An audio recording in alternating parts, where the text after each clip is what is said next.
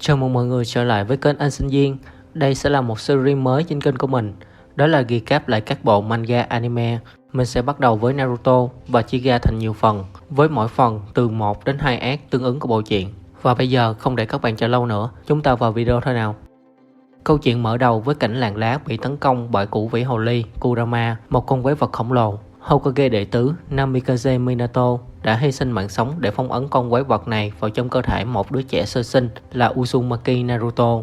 12 năm sau, Naruto giờ đây là một cậu bé nghịch ngợm, sống một mình và bị dân làng xa lánh vì cơ thể chứa củ vĩ. Để thu hút sự chú ý, Naruto thường gây rối như việc phá hoại các bức tượng Hokage, nhưng người thầy Iruka là người duy nhất thực sự quan tâm và thấu hiểu cậu. Một ngày nọ, Naruto bị Mizuki lừa đánh cắp cuộn trục cấm chứa các nhẫn thực nguy hiểm, với lời hứa là điều này sẽ giúp cậu trở thành một ninja.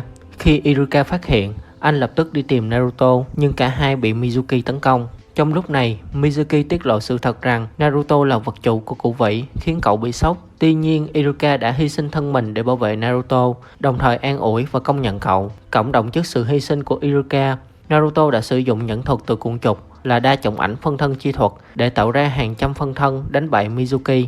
Cuối cùng, Iruka trao cho Naruto băng bảo vệ trán, biểu tượng của một ninja thực thụ, đánh dấu sự khởi đầu cho hành trình trở thành Hokage của cậu. Sau khi trở thành ninja, Naruto bắt đầu cuộc sống mới đầy phấn khích. Trong một lần đến gặp Hokage, cậu gặp Konohamaru là cháu trai của Hokage đệ tam, đang cố gắng tấn công ông nội để chứng minh rằng mình đủ mạnh để trở thành Hokage. Thì ra, Konohamaru cảm thấy mọi người chỉ xem trọng cậu vì danh tiếng của ông nội. Khi Naruto không đối xử với cậu như là cháu trai của Hokage mà chỉ xem cậu là một người bình thường, Konohamaru đã ấn tượng và quyết định học hỏi Naruto, gọi cậu là sư phụ. Naruto dạy cho Konohamaru cách gây gắt gối và biểu diễn Setsu no Jutsu để chiêu chọc người khác. Thầy giáo của Konohamaru là Ebisu xuất hiện và chỉ trích Naruto, cho rằng cậu là kẻ phiền toái. Đáp lại, Naruto sử dụng Setsu no Jutsu khiến Ebisu ngất xỉu. Cuối cùng, Konohamaru nhận ra rằng để trở thành Hokage, cậu phải tự mình nỗ lực và không dựa vào danh tiếng của ông nội. Naruto dù không nói ra, cảm nhận được sự đồng cảm với Konohamaru vì cả hai đều chia sẻ giấc mơ trở thành Hokage, bất chấp sự xem thường từ những người xung quanh. Ngày đầu tiên chính thức làm ninja, Naruto háo hức khi được phân vào đội 7 cùng với Uchiha Sasuke, một thiên tài lạnh lùng, và Haruno Sakura, cô gái mà Naruto thầm thích nhưng chỉ để ý đến Sasuke. Sự lạnh nhạt của Sakura và sự vượt trội của Sasuke khiến Naruto cảm thấy ghen tị và quyết tâm gây ấn tượng. Tuy nhiên, Naruto vô tình uống sữa hết hạn, bị đau bụng và phải rời buổi tập họp. Sau đó cậu quay lại, bày trò chối Sasuke và sử dụng thuật biến hình để giả dạng cậu nhằm tiếp cận Sakura. Kế hoạch thất bại khi Naruto đau bụng một lần nữa, khiến Sakura nghi ngờ. Trong lúc này, Sasuke thoát ra và đối mặt với Naruto, tạo nên sự căng thẳng đầu tiên giữa hai người. Chap này không chỉ giới thiệu mối quan hệ ban đầu của đời 7 mà còn đặt nền móng cho sự cạnh tranh và phát triển phức tạp giữa Naruto và Sasuke. Sau đó, đời 7 chính thức gặp thầy hướng dẫn của mình là Hatake Kakashi, một Jonin nổi tiếng với biệt danh ninja sao chép nhờ khả năng sử dụng Sharingan. Ngay từ khi xuất hiện, Kakashi đã gây ấn tượng với phong thái lười biếng và lời mở đầu thẳng thừng: thầy ghét các em. Yêu cầu cả đội tự giới thiệu về bản thân, bao gồm tên, sở thích, ước mơ và điều mình ghét. Naruto hào hứng chia sẻ giấc mơ trở thành Hokage. Sakura thì thể hiện tình cảm với Sasuke, còn Sasuke bày tỏ quyết tâm phục thù kẻ đã hủy diệt gia tộc của mình. Trong khi đó, Kakashi không tiết lộ nhiều về bản thân, khiến cả đội tò mò. Sau buổi gặp mặt, Kakashi thông báo bài kiểm tra đầu tiên sẽ diễn ra vào ngày hôm sau và cảnh báo rằng tỷ lệ rớt rất cao. Nó sẽ quyết định liệu cả đội có thể trở thành ninja thực sự hay không. Anh yêu cầu họ chuẩn bị kỹ càng và đặc biệt không được ăn sáng, đặt nền móng cho thử thách đầu tiên của đội 7. Ngày hôm sau, bài kiểm tra đầu tiên của đội 7 bắt đầu, với nhiệm vụ giành được 2 chiếc chuông trên thắt lưng của thầy Kakashi trong một khoảng thời gian giới hạn. Kakashi nhấn mạnh rằng chỉ có 2 người vượt qua, người còn lại sẽ bị loại và phải quay lại học viện, biến đây thành thử thách không chỉ về sức mạnh mà còn về chiến lược và nhạy bén. Naruto với tính cách bốc đồng lao vào tấn công ngay lập tức nhưng nhanh chóng bị Kakashi hạ gục. Trong khi đó, Sasuke chọn cách tiếp cận thận trọng hơn, sử dụng chiến thuật tấn công linh hoạt, còn Sakura chủ yếu ẩn nấp và theo dõi. Kakashi với kỹ năng vượt trội dễ dàng áp đảo cả ba và không ngừng chiêu chọc họ, khiến từng thành viên nhận ra những hạn chế của bản thân. Naruto bất chấp cảnh báo không được ăn sáng đã lén mở hộp cơm của Kakashi nhưng đã nhanh chóng bị phát hiện. Bài kiểm tra chuông của đội 7 vẫn tiếp tục và sự chênh lệch sức mạnh giữa thầy Kakashi và các học trò càng trở nên rõ rệt. Sasuke với chiến thuật nhạy bén, sử dụng các nhẫn thực như hào hỏa cầu chi thuật để tấn công Kakashi. Mặc dù gây được ấn tượng, nhưng Sasuke vẫn không thể vượt qua sự vượt trội của thầy. Sakura sau khi bị thầy Kakashi đánh lệch hướng bằng ảo thuật, trở nên hoảng loạn khi nhìn thấy ảo ảnh của Sasuke bị thương nặng. Sau khi cả ba thất bại, Kakashi đã mắng họ vì thiếu tinh thần đồng đội. Anh giải thích rằng mục đích của bài kiểm tra là để họ làm việc cùng nhau, chứ không phải hành động đơn lẻ như cách họ đã làm. Anh sẽ cho họ một cơ hội thứ hai sau bữa trưa và cho phép Sakura và Sasuke ăn. Còn Naruto vì đã cố gắng ăn lén thức ăn nên sẽ bị cấm ăn. Ai đưa thức ăn cho cậu sẽ tự động trượt. Sau khi Kakashi rời đi, Sakura và Sasuke nhận ra họ cần Naruto ở trạng thái tốt nhất nếu họ muốn lấy được những chiếc chuông và quyết định cho cậu ăn. Kakashi bất ngờ xuất hiện. Thay vì trách phạt, anh mỉm cười và tuyên bố rằng cả đội đã vượt qua bài kiểm tra. Kakashi giải thích rằng bài học quan trọng nhất không phải là sức mạnh cá nhân, mà là tinh thần đồng đội và sự hy sinh vì nhau. Anh nhấn mạnh rằng những kẻ phá vỡ quy tắc chỉ là rác rưởi, nhưng những kẻ bỏ rơi đồng đội còn tệ hơn cả rác rưởi. Từ đây, đội 7 chính thức được công nhận là một đội hoàn chỉnh và bắt đầu hành trình làm ninja dưới sự dẫn dắt của Kakashi. Đội 7 sau đó chính thức nhận nhiệm vụ đầu tiên từ Hokage đệ tam. Naruto hào hứng và tràn đầy năng lượng, mong muốn được tham gia vào những nhiệm vụ quan trọng và nguy hiểm. Tuy nhiên, họ chỉ được giao những nhiệm vụ cấp thấp như tìm thú nuôi lạc, làm việc vặt hoặc hỗ trợ những người dân trong làng, khiến Naruto cảm thấy chán nản và bực bội vì không thể hiện được bản thân. Sau khi hoàn thành nhiệm vụ tìm lại chú mèo lạc Tora, Naruto càng thất vọng hơn khi nhận ra những nhiệm vụ này không đáp ứng được kỳ vọng của mình. Cậu phàn nàn với Hokage đệ tam và yêu cầu một nhiệm vụ khó khăn hơn. Trước sự nhiệt tình của Naruto, Hokage đã quyết định giao cho đội 7 một nhiệm vụ cấp C, hộ tống một người thợ xây cầu tên Tayuna về quê hương của ông ở Sóng Quốc. Đây là nhiệm vụ đầu tiên ngoài làng của đội 7, hứa hẹn những thử thách lớn hơn đang chờ đợi. Naruto vô cùng hào hứng vì đây là lần đầu tiên cậu được tham gia một nhiệm vụ ngoài làng. Tuy nhiên, ông Tazuna tỏ ra không mấy ấn tượng với Naruto, thậm chí còn chế giễu sự thiếu kinh nghiệm của cậu, khiến Naruto cảm thấy bị thách thức và quyết tâm chứng tỏ bản thân. Trên đường đi, cả đội bất ngờ bị phục kích bởi hai ninja đến từ làng sương mù. Vì thiếu kinh nghiệm, Naruto hoảng loạn và bị thương nhẹ, trong khi Sasuke nhanh chóng phản ứng, thể hiện sự bình tĩnh và kỹ năng vượt trội để đối phó với kẻ địch. Kakashi, người cố ý để các học trò đối mặt nguy hiểm, sau đó can thiệp để đảm bảo tình hình được kiểm soát. Sau cuộc động độ, Naruto nhận ra sự thiếu sót của bản thân và quyết định rèn luyện thêm để không bị tụt lại phía sau. Cậu tự đâm vào tay mình, thể hiện sự quyết tâm sẽ không bao giờ sợ hãi nữa. Sau cuộc tấn công bất ngờ, Kakashi nhận ra rằng hai kẻ địch vừa rồi là những ninja đào tẩu được thuê để ám sát ông Tayuna, khiến anh nghi ngờ về tính chất thật sự của nhiệm vụ lần này. Sau đó, Tayuna thừa nhận đã nói dối khi mô tả nhiệm vụ ban đầu. Thay vì chỉ đơn thuần là hộ tống, ông thật sự đang bị một thế lực nguy hiểm săn lùng, đứng đầu bởi Gato, kẻ đang kiểm soát Sóng Quốc. Vì không đủ tiền để thuê ninja cho nhiệm vụ cấp cao, Tayuna đã che giấu đi sự thật, hy vọng đội ninja được cử đi sẽ bảo vệ ông. Dù nhận ra nhiệm vụ vượt quá cấp độ ban đầu, nhưng Kakashi vẫn quyết định tiếp tục bảo vệ Tazuna vì sự an toàn của người dân Sóng Quốc. Trong khi đó, Naruto, Sasuke và Sakura bắt đầu cảm nhận được mức độ nguy hiểm thật sự của nhiệm vụ. Đội 7 tiếp tục hộ tống ông Tazuna đến Sóng Quốc. Bất ngờ họ chạm trán với Momochi Zabuza, một trong thất kiếm sát thủ huyền thoại của làng sương mù, được thuê để ám sát Tazuna. Kakashi quyết định đối đầu trực tiếp với Zabuza và bất ngờ tiết lộ con mắt Sharingan của mình, khiến các học trò kinh ngạc. Zabuza nhanh chóng tạo ra một khoảng không gian chết chóc bằng nhẫn pháp ẩn mình trong xương, bao phủ toàn bộ khu vực bằng sương mù, khiến đội 7 cảm nhận áp lực khủng khiếp. Kakashi ra lệnh cho đội 7 bảo vệ Tayuna, nhưng Zabuza ngay lập tức xuất hiện ở trung tâm đội hình của họ. Khi Zabuza chuẩn bị vung kiếm, Kakashi đã nhanh chóng chạy về phía họ, vào đâm Zabuza bằng kunai ngay trước khi nhát chém kịp giáng xuống. Nhưng đó chỉ là thủy phân thân và hắn đã xuất hiện phía sau Kakashi. Zabuza chém Kakashi làm đôi, nhưng cơ thể của Kakashi tan thành nước, khiến Zabuza ngạc nhiên khi nhận ra rằng Sharingan của Kakashi đã sao chép nhẫn thuật thủy phân thân của hắn. Ngay sau đó, Kakashi xuất hiện phía sau Zabuza, nhưng thật bất ngờ, đó cũng chỉ là thủy phân thân của Zabuza và hắn đã xuất hiện phía sau Kakashi và anh bị Zabuza đá bay xuống hồ gần đó. Ngay sau đó, Zabuza sử dụng thủy lao để nhốt Kakashi, tạo ra một thủy phân thân khác để xử lý những người còn lại. Kakashi bảo các genin chạy đi, nhưng Naruto nhớ lại lời thề mà cậu đã hứa với chính bản thân mình và phối hợp chiến đấu với Sasuke để họ có thể cứu Kakashi và giữ cho Tazuna sống sót.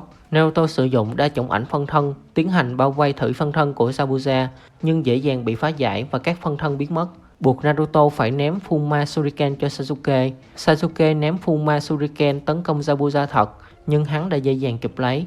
Bất ngờ một Shuriken thứ hai lao đến hắn. Zabuza buộc phải nhảy lên để tránh. Khi đó, Shuriken thứ hai bất ngờ biến thành Naruto. Naruto ném kunai về Zabuza. Hắn buộc phải né nó, nhưng điều này đồng nghĩa với hắn không thể duy trì được thuật thủy lao. Kakashi được thả ra. Thì ra, đây chính là kế hoạch của Naruto. Ngay từ đầu, cậu đã biến mình thành Shuriken khi các phân thân bị biến mất.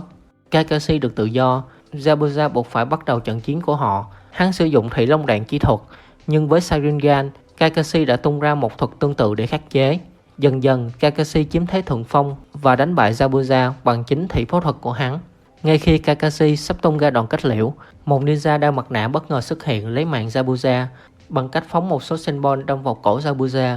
Sau khi tiết lộ mình là một ninja sát thủ được cử đến để giết Zabuza, người này biến mất cùng với xác của Zabuza.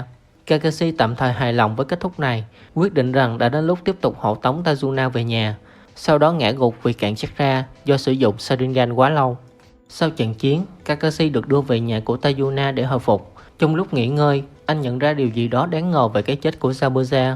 Các ninja sát thủ thường hủy xác mục tiêu ngay tại chỗ, nhưng tên đó lại mang thi thể của Zabuza đi nơi khác. Hơn nữa, Zabuza bị giết bằng senbon, loại vũ khí hiếm khi gây chết người và thường được dùng để làm bất tỉnh. Điều này khiến Kakashi suy luận rằng Zabuza vẫn còn sống và sẽ quay lại để hoàn thành việc áp sát Tajuna. Trong khi đó, Zabuza được ninja đeo mặt nạ hồi sinh và cần thời gian để hồi phục. Cũng tiết lộ ninja đeo mặt nạ đó có tên là Haku. Kakashi bắt đầu huấn luyện đội 7 về cách kiểm soát chakra trong một khu rừng gần đó. Anh giao cho họ nhiệm vụ leo cây mà không dùng tay. Để làm được điều này, họ cần tập trung chakra vào lòng bàn chân. Naruto gặp khó khăn khi chỉ leo được một bước vì sử dụng quá ít chakra vào lòng bàn chân. Sasuke leo được một đoạn nhưng làm hỏng thân cây vì dùng quá nhiều chakra. Sakura nhờ khả năng kiểm soát chakra hoàn hảo đã leo đến một cành cây cao ngay trong lần thử đầu tiên và hoàn thành bài tập. Sakura được giao nhiệm vụ bảo vệ Tajuna trong khi Naruto và Sasuke tiếp tục luyện tập. Trong một buổi tối, Sakura tò mò về bức ảnh bị rách mà Inari, cháu trai của Tajuna đang nhìn. Tajuna giải thích rằng người trong phần bị thiếu là Kaiza, người mà Inari coi như cha ruột. Nhiều năm trước, khi một trận lũ đe dọa phá hủy ngôi làng, Kaiza đã một mình đóng cửa cổng nước, trở thành anh hùng trong mắt dân làng. Tuy nhiên, khi Gato đến, hành động anh hùng của Kaiza khiến hắn tức giận và hắn đã xử tử Kaiza trước mặt dân làng, trong đó có Inari. Từ đó, dân làng mất hy vọng, còn Inari không còn tin rằng anh hùng có thể tồn tại. Naruto quyết tâm chứng minh điều ngược lại, vội vã quay lại tập luyện.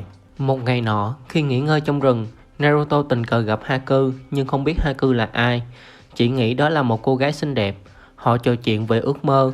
Naruto muốn trở thành Kage của làng, trong khi Haku muốn bảo vệ người quan trọng nhất với mình, và Haku làm cho Naruto bối rối khi tiết lộ mình là con trai. Việc luyện tập của Naruto và Sasuke tiếp tục, và cuối cùng cả hai cũng đã leo lên được ngọn cây, nhưng Naruto cũng đã kiệt sức. Thấy vậy, Inari bật khóc, nói rằng Naruto đang lãng phí thời gian vì Gato vẫn sẽ chiến thắng. Naruto đáp lại rằng cậu sẽ chiến thắng và mỉa mai gọi Inari là đồ bích ước. Khi Inari ủ rũ, Kakashi kể cho cậu rằng Naruto cũng lớn lên mà không có cha mẹ và có một tuổi thơ đầy bất hạnh. Dù vậy, Kakashi chưa từng thấy Naruto khóc và có lẽ cậu đã quá mệt mỏi với việc tự thương hại bản thân, giúp Inari hiểu ra rằng Naruto là người duy nhất hiểu được cảm giác của mình. Sáng hôm sau, Kakashi, Sasuke và Sakura hộ tống Tajuna đến công trường xây cầu để Naruto ở lại nhà nghỉ ngơi vì hôm qua đã kiệt sức. Tuy nhiên, khi đến nơi, họ phát hiện các công nhân của Tajuna đã bị tấn công và khu vực nhanh chóng bị bao phủ bởi sương mù dày đặc. Zabuza và Haku đeo mặt nạ xuất hiện, xác nhận nghi ngờ của Kakashi là chính xác. Trong khi đó, tại nhà của Tajuna, hai tên tay sai của Gato đến bắt cóc mẹ của Inari. Được truyền cảm hứng từ câu chuyện của Naruto, Inari cố gắng tự mình bảo vệ mẹ. Khi cậu sắp bị chém bởi những tên đó, Naruto xuất hiện kịp thời và dễ dàng đánh bại chúng. Naruto khen ngợi Inari vì đã dũng cảm đứng lên bảo vệ người thân và sau đó rời đi để giúp đồng đội. Tại cây cầu, Sasuke đối đầu với Haku và Zabuza ngạc nhiên khi thấy Sasuke có thể bắt kịp tốc độ của Haku. Nhận thấy khả năng của Sasuke, Haku quyết định sử dụng bí thuật băng tinh ma kính, tạo ra một lồng băng với nhiều tấm gương bên trong giam giữ Sasuke. Haku liên tục tấn công Sasuke bằng những loạt senbon mà Sasuke không thể né tránh. Cuối cùng, Naruto đến nơi và tấn công bất ngờ vào Haku. Lúc này, Zabuza tấn công Naruto bằng một loạt shuriken, nhưng Haku bất ngờ ném senbon chặn lại và yêu cầu để Naruto cho cậu xử lý. Sasuke nhận thấy dường như Haku đã nương tay với mình vì cố tình phóng senbon né chỗ hiểm. Sasuke bắt đầu nghĩ ra kế hoạch, cho rằng sẽ dễ dàng hơn nếu Naruto tấn công từ bên ngoài. Tuy nhiên, Naruto lại bất ngờ bước vào lồng băng để kiểm tra tình trạng của Sasuke, khiến cậu cũng bị mắc kẹt trong thuật của Haku. Naruto và Sasuke cố gắng phá hủy các tấm gương băng của Haku nhưng không thành công. Kakashi nhận ra rằng Haku đang sử dụng một loại huyết kế giới hạn. Do đó, Kakashi kích hoạt Sharingan và quyết tâm kết thúc trận chiến này nhanh chóng. Tuy nhiên, Zabuza tuyên bố rằng hắn đã tìm ra cách đối phó với Sharingan và biến mất trong màn sương. Hắn giờ đang chiến đấu với mắt nhắm, vô hiệu hóa khả năng ảo thuật của Sharingan dựa vào kỹ năng giết người bằng âm thanh. Zabuza cố gắng kết liễu Tazuna, nhưng Kakashi đã dùng thân mình để làm lá chắn kịp lúc và bị thương nặng. Trong khi đó, trận chiến giữa Haku và Naruto cùng Sasuke tiếp tục, với cả hai đều chịu những thương tích nghiêm trọng. Tuy nhiên, Sasuke bắt đầu né được các đòn tấn công của Haku. Haku chuyển mục tiêu sang Naruto đang kiệt sức, nhưng Sasuke đã kịp kéo Naruto khỏi đường tấn công. Haku kinh ngạc khi thấy đôi mắt của Sasuke và sự thật được hé lộ. Sasuke là một thành viên của gia tộc Uchiha, đã thức tỉnh được Sharingan, cho phép cậu dễ dàng nhìn thấu các chuyển động của Haku. Lo sợ mất đi lợi thế, Haku lao vào thực hiện đòn tấn công quyết định nhắm vào Naruto, nhưng Sasuke đã lao đến che chắn cho cậu bằng chính cơ thể của mình. Khi Naruto tỉnh lại, cậu thấy Sasuke bị thương nặng đứng che chắn trước mặt mình. Khi Sasuke gục xuống, Naruto tức giận vì tưởng rằng Sasuke đã chết, bắt đầu bộc phát một đường chấn ra mạnh mẽ. Khi chấn ra bộc phát, các vết thương của Naruto bắt đầu lành lại và cậu có thêm móng vuốt, răng nanh và con ngươi biến thành dạng dọc. Kakashi lo lắng rằng phong ấn cũ vĩ trong Naruto sẽ sớm bị phá vỡ. Anh rút ra một cuộn trục, nhỏ máu lên đó và tuyên bố với Zabuza rằng trận chiến này kết thúc ngay bây giờ. Naruto biến hình và bắt đầu tấn công Haku. Haku cố gắng phản công bằng cách ném một loạt senbon, nhưng Naruto dễ dàng đánh bật chúng bằng tiếng gầm. Haku cố gắng tấn công cận chiến, nhưng Naruto né được và bắt lấy Haku đang chạy trốn chỉ trong chớp mắt. Sau khi giải phóng một lượng chất ra lớn, Naruto tung ra một cú đấm cực mạnh vào mặt Haku, khiến đối thủ bay xuyên qua một tấm gương và phá hủy tất cả các tấm gương còn lại. Naruto lao vào định tung đòn kết liễu. Tuy nhiên, khi đến gần mặt Haku, Naruto dừng lại khi nhận ra đó là người mình đã gặp ở trong rừng. Haku lúc này cầu xin Naruto kết liễu mình vì sau khi bị đánh bại, cậu không thể bảo vệ người quan trọng nhất của mình là Zabuza nữa. Tiết lộ rằng Zabuza đã cu mang mình sau những biến cố trong quá khứ. Trong khi đó, Kakashi sử dụng cuộn giấy nhóm máu để triệu hồi một đàn nhẫn phuyển và chúng đã khống chế được Zabuza. Kakashi giải thích rằng anh đã để Zabuza tấn công mình để lưu lại máu của bản thân trên Zabuza để nhẫn phuyển có thể đánh hơi. Sương mù bắt đầu tan, Kakashi tập trung chất ra vào tay và chuẩn bị sử dụng Chidori để kết liễu Zabuza sau khi hắn không chịu đầu hàng. Trong khi đó, Haku cuối cùng cũng thuyết phục được Naruto giết mình. Khi nhắc đến cái chết của Sasuke, Naruto chuẩn bị kunai và lao về phía Haku. Nhưng vào giây phút cuối cùng, Haku bất ngờ giật mình, cậu xin lỗi và nói rằng mình chưa thể chết rồi biến mất. Kakashi lao về phía Zabuza, nhưng khi Chidori chạm vào Zabuza, Haku đã dùng thân mình để đỡ chọn đòn đó. Trong khi đó, Inari cố gắng kêu gọi dân làng chống lại Gato, nhưng họ từ chối. Inari quyết định sẽ tự mình chiến đấu như Kaiza, người cha nuôi của cậu. Naruto khi đến hiện trường chứng kiến cái chết của Haku sau đòn của Kakashi và Zabuza chuẩn bị tấn công. Kakashi bảo Naruto đứng ngoài, trong khi Zabuza tiếp tục tấn công Kakashi nhưng không thể làm gì được. Cuối cùng cả hai cánh tay đều không còn sử dụng được và Kakashi không còn lý do nào để chiến đấu nữa. Ngay lúc này, Gato và tay chân của hắn xuất hiện, định giết Tazuna và cả Zabuza. Zabuza đau đớn vì sự hy sinh của Haku sau những lời nói chạm tới trái tim của Naruto. Cuối cùng quyết định tự mình kết liễu Gato, trả thù cho người bạn đã trung thành với mình.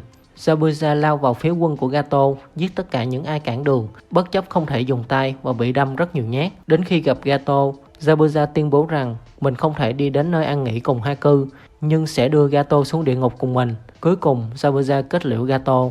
Lúc này, Sasuke tỉnh dậy, khiến Sakura và Naruto vô cùng vui mừng. Khi biết Haku đã chết, Sasuke nhận ra rằng Haku chưa bao giờ có ý định giết cậu hay Naruto. Trong khi đó, quân của Gato giờ không còn được trả lương, quyết định cướp bóc thị trấn để trả công. Inari và tổng bộ dân làng đã đến để bảo vệ chính quê hương của mình. Để tăng thêm sức mạnh cho lực lượng hùng hậu này, Naruto và Kakashi đã dùng hết chất ra còn lại để tạo ra một số lượng lớn ảnh phân thân, khiến lũ lính đánh thuê hoảng sợ và bỏ chạy. Kakashi sau đó đến bên Zabuza. Zabuza yêu cầu Kakashi để anh được nhìn thấy Haku lần cuối. Kakashi đồng ý và đặt Zabuza bên cạnh Haku. Tiết lúc này bắt đầu rơi. Zabuza nói với Haku rằng giờ đây anh sẽ ở bên Haku khi chết. Zabuza trút hơi thở cuối cùng, mong muốn được cùng Haku đến thế giới bên kia nếu có thể. Kakashi đáp lời rằng Zabuza sẽ được ở bên Haku, cùng đi về một nơi. Haku và Zabuza sau đó được chung cất bên nhau. Naruto khi chứng kiến số phận của họ đã tìm ra nhận đạo của mình, sẽ trở thành một ninja với con đường riêng của mình. Cây cầu sau đó cuối cùng cũng hoàn thành và đội 7 chuẩn bị rời đi. Khi tạm biệt Tazuna và gia đình ông, Naruto và Inari cả hai đều bật khóc. Khi họ phút xa, Tajuna tuyên bố cây cầu sẽ được gọi là cầu Naruto để tượng trưng cho sức mạnh mà Naruto đã truyền cảm hứng cho Inari, và từ đó Inari đã lan tỏa sức mạnh đến cả ngôi làng. Khi trở về làng, nhóm Naruto chạm trán với những ninja lạ mặt, không phải là những người thuộc Hỏa Quốc. Trong lúc đó, Hokage đệ tam tổ chức một cuộc họp để thông báo 7 ngày sau sẽ bắt đầu kỳ thi tuyển Chunin. Nhưng đó là chuyện của video sau. Còn bây giờ thì cảm ơn mọi người đã xem hết video. Hẹn gặp lại mọi người ở những video lần sau. Bye bye.